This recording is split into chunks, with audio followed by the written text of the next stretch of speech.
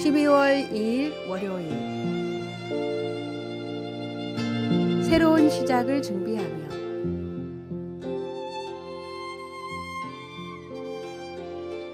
(12월이) 되면 우리는 자연스레 한 해를 돌아보고 다가올 새해를 준비하게 됩니다. 연말은 단순히 한 해가 끝나는 시간이 아니라 새로운 시작의 문턱입니다.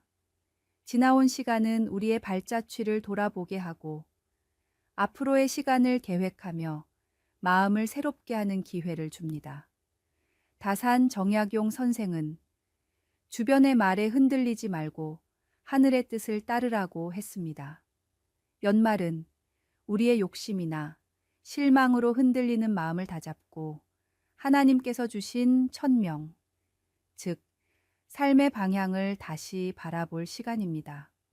새해 달력이 조심스레 얼굴을 내미는 이 시점, 우리는 작은 변화부터 큰 도전까지 어떤 선택을 할지 묵상하게 됩니다.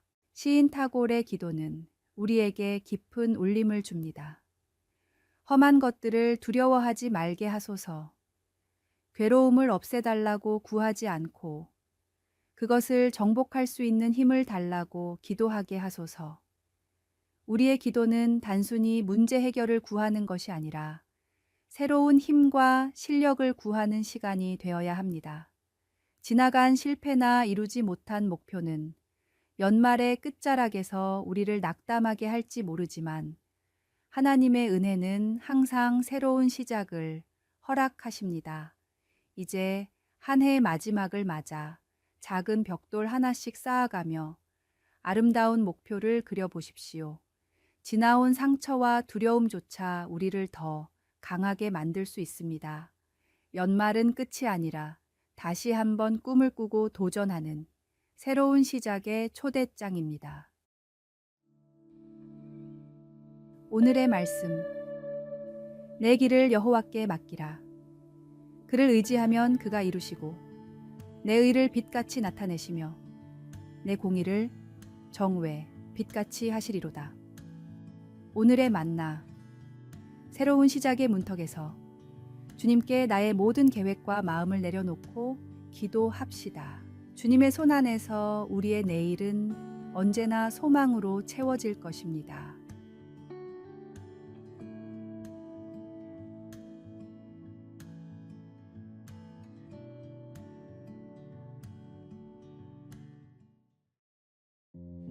(12월 3일) 화요일. 기도와 진정한 사랑의 의미. 한 아버지가 있었습니다. 그는 부모와의 갈등으로 집을 떠난 아들이 마약을 복용하고 집을 나간 뒤에는 마약 밀매까지 하고 있다는 사실을 알게 되었습니다. 그의 소원은 두 가지였습니다. 아들이 집으로 돌아오는 것과 체포되지 않는 것이었습니다. 매일 밤 아들의 안전을 위해 간절히 기도하며 어떻게든 그를 설득해 집으로 돌아오게 하려 노력했습니다. 그러나 어느 날 기도 중에 그는 자신의 기도가 이기적임을 깨달았습니다. 아들의 죄를 덮어주는 것이 아니라 진정으로 그를 죄에서 구할 수 있는 길이 필요하다는 것을 알게 된 것입니다. 그는 하나님의 뜻에 순종하며 기도했습니다. 주님, 아들을 구하기 위해 체포가 필요하다면 기꺼이 받아들이겠습니다. 결국 그의 아들은 마약 소지로 체포되었지만 그것이 회복의 시작이 되었습니다. 아들은 죗값을 치른 후 새 사람이 되었고 부자는 정상적인 관계를 회복했습니다. 이 이야기에서 우리는 중요한 교훈을 배울 수 있습니다. 때로 우리의 기도는 하나님의 뜻이 아닌 우리 자신의 두려움과 욕심에서 비롯됩니다. 그러나 진정한 사랑은 상대방의 궁극적인 선을 위해 어려운 선택을 받아들일 수 있는 용기를 요구합니다.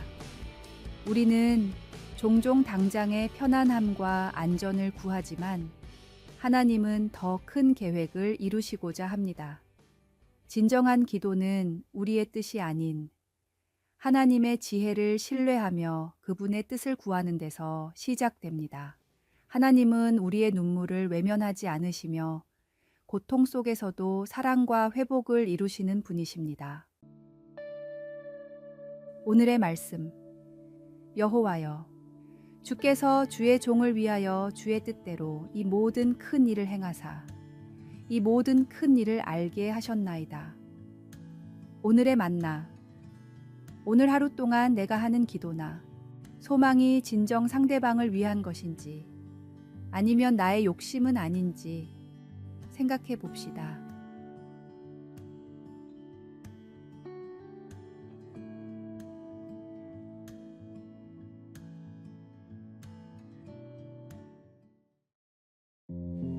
(12월 4일) 수요일. 상처를 꽃으로 피워내는 사람. 사는 게 참 어렵다고 느끼는 사람들이 많습니다. 서로가 주고받는 상처는 더 깊은 고통을 남기기도 합니다. 때로는 작은 상처에도 쉽게 무너지고 씻기 힘든 큰 아픔이 우리를 짓누르기도 합니다. 요셉은 누구보다도 깊은 상처를 겪었습니다. 형제들에 의해 종으로 팔려가고 충성의 대가로 감옥에 갇혔으며 도움을 약속받았으나 오랫동안 잊혔습니다.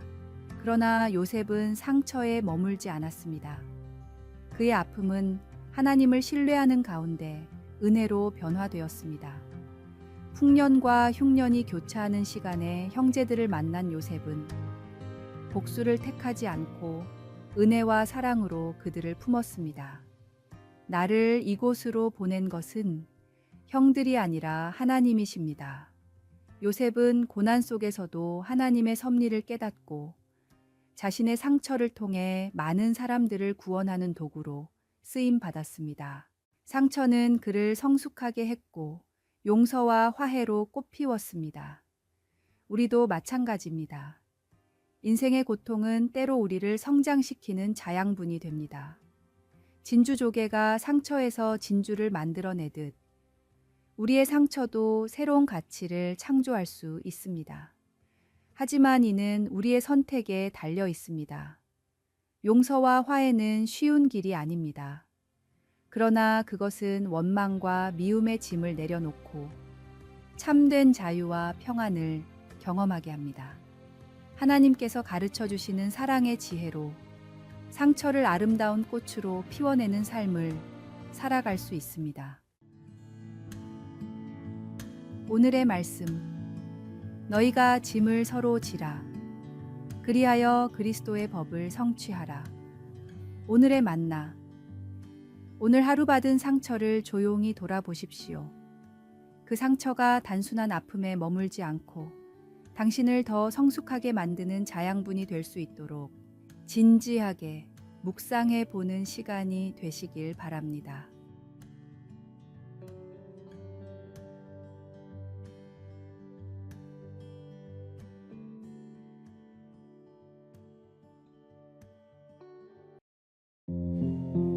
(12월 5일) 목요일. 보물과 보물은 위치의 문제. 브라운관 TV가 고물상에 있으면 고물, 백남준에게 있으면 보물, 마이클 조던은 야구계에 있을 땐 고물, 농구계에 있을 땐 보물. 고물과 보물은 위치에 따라 달라진다. 당신은 어디에 있을 때 보물입니까? 이창현 작가의 도서 내 마음속에 울림에 나오는 구절입니다. 인간이 어느 위치에 있는가에 따라 인생의 모습이 결정된다는 것입니다.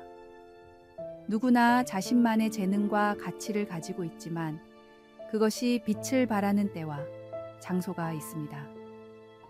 인간의 본질은 문제되지 않습니다. 우리 모두는 죄인입니다. 의인은 없습니다. 다만 본질이 죄인인 사람이 어디에 있느냐에 따라 우리의 삶이 좌우됩니다. 우리의 몸이 정욕을 따르는 자리에 있는지, 아니면 하나님의 말씀이 있는 예배의 자리에 있는지 보아야 합니다. 우리의 신앙도 마찬가지입니다. 신앙생활은 복잡하지 않습니다. 하나님의 말씀이 솟아나는 예배의 자리에 머무는 것이 그 핵심입니다. 우리의 마음과 가치관을 어디에 두느냐가 삶의 열매를 결정합니다. 때로 우리는 자신의 가치를 의심합니다. 하지만 모든 사람은 저마다 고유한 재능과 사명이 있습니다. 중요한 것은 그것을 빛낼 수 있는 자리를 찾아가는 용기와 지혜입니다. 올바른 위치는 단순한 장소가 아니라 우리의 마음가짐과 삶의 방향성임을 기억합시다. 오늘의 말씀. 그런즉 누구든지 그리스도 안에 있으면 새로운 피조물이라. 이전 것은 지나갔으니 보라 새 것이 되었도다. 오늘의 만나. 오늘 하루 자신이 진정으로 빛날 수 있는 자리가 어디인지 깊이 생각해보고 그곳을 향해 한 걸음 내딛는 구체적인 계획을 세워보시기 바랍니다.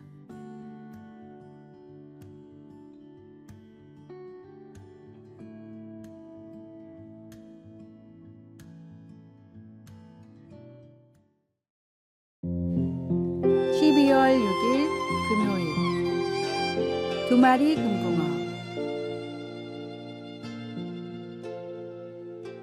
작은 어항 속에 금붕어 2마리가 살고 있었습니다. 그 둘은 서로를 미워해서 툭하면 싸웠습니다. 한정된 공간에서 서로를 견디지 못하고 자신의 영역을 지키려 했습니다. 그러던 어느 날 그들은 크게 싸우다가 결국 많이 다친 금붕어가 죽고 말았습니다. 살아남은 한 마리는 이제 혼자서 편안히 살 수 있을 것이라며 쾌재를 불렀습니다. 드넓은 어항을 혼자 차지하게 된 것이 기뻤습니다. 더 이상 영역이나 먹이 다툼도 없을 것이라 생각했습니다. 그러나 며칠 뒤 그 금붕어도 죽고 말았습니다. 죽은 물고기 몸이 썩기 시작하면서 물을 오염시켰기 때문입니다. 결국 자신의 이기심이 자신의 생명까지 앗아가는 결과를 낳고 말았습니다. 사람은 홀로 살 수 없습니다. 사람은 사회적 동물이기에 서로 도와가면서 살아야 합니다. 사람 인자를 생각해 보십시오. 서로가 서로를 바치고 의지해야 사람은 제대로 설 수 있습니다. 이는 간단한 한자에서도 인간 존재의 본질을 보여주는 깊은 지혜입니다. 우리의 신앙도 마찬가지로 더불어 믿는 신앙이 되어야 합니다. 서로를 위로하며 격려하고 세워주는 공동체가 되어야 합니다.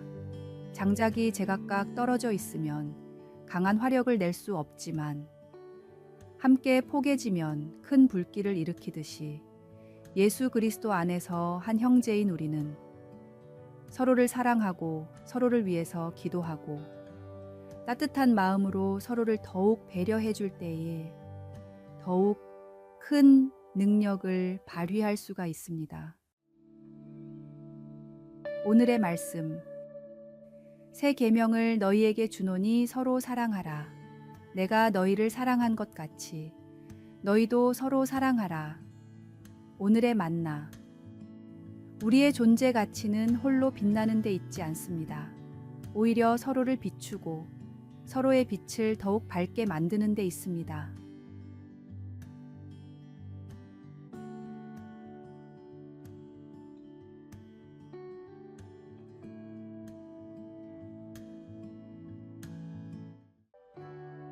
아래의 빨간색 글자 구독을 누르시어 더 많은 전도의 열매를 맺으시기를 기도합니다.